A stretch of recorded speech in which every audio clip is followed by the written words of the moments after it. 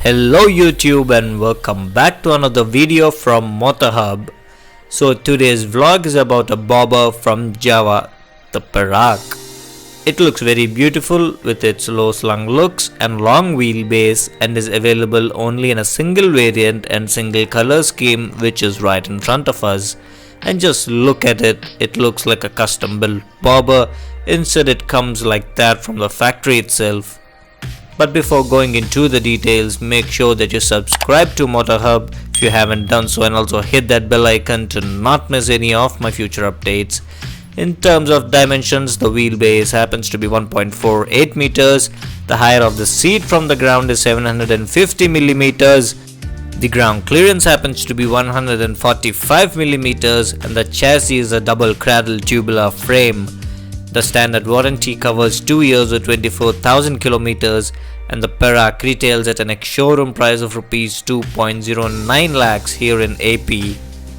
In fact, it gets the biggest engine in the Jawa lineup, which we will be seeing in a bit, but definitely the looks of this motorcycle is a big USP, and also the paint scheme complements the looks of this motorcycle, with matte black being used almost everywhere, including the mechanicals, and gold pine stripes on the tank, side panels, mud guards, etc.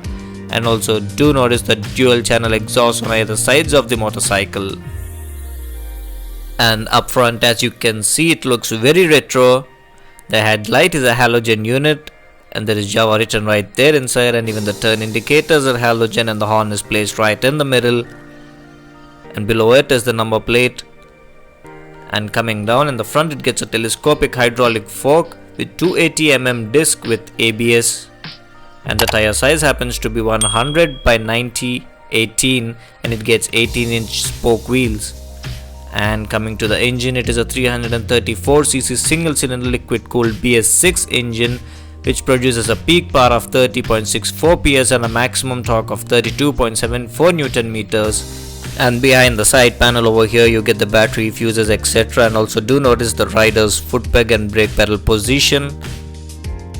And coming to the rear, it gets a 240mm disc with ABS as well, so it gets dual channel ABS, and the tire size happens to be 140 by 70 R17. And also in the rear, you get a 7-step adjustable monoshock suspension, and this is the LED tail lamp of the vehicle, which is placed right under the seat. And in the rear, you get a number plate and reflector down there. By default, you get the Jawa Perak as a single seater, but you can also opt for double seat by paying an extra premium. And over here is the gearbox of the vehicle, which is a 6-speed manual gearbox. And you get an exhaust on this side as well. The rider's seat is finished in tan, which looks quite premium. And the Perak gets a 14 liters fuel tank with Perak written right there, and Jawa motorcycle engraved right there on the fuel cap. And coming to the right side of the handlebar, you get a engine kill switch finished in red, and down here you get the self start switch. This is the front disc brake reservoir, and you get bar and mirrors like this, which are round in shape. And on the left side of the handlebar, you get the higher low beam switch, turn indicators, and the horn switch. And coming to the instrument console, it is a very basic unit, and as soon as you turn on the ignition, it does a full swipe like this of the fuel meter and the speedometer, and you get telltale lights in the middle, and it only shows you the odometer in the digital display. So that is about the instrument console, and now let's hear the exhaust note of the vehicle.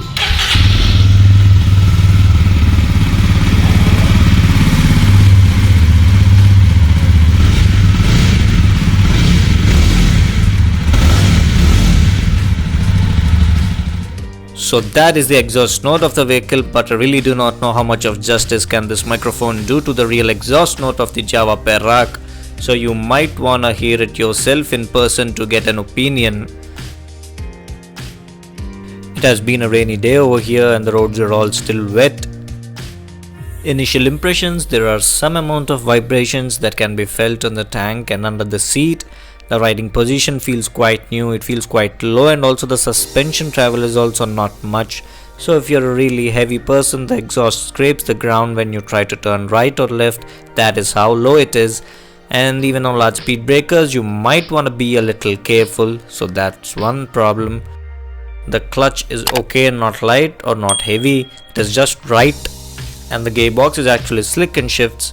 Top speed is 140 km per hour and it goes from 0 to 100 in 11 seconds. However, it would have been nice if the Perak gets a tachometer.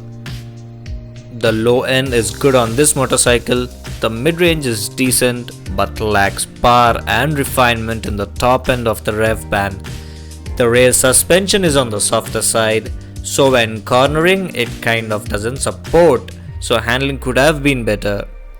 Now coming to fuel efficiency, it returns somewhere between 30 to 32 km per liter, which is decent for a bike with this engine. So this is a bike which looks good, but in terms of raw performance and comfort you might wanna think again.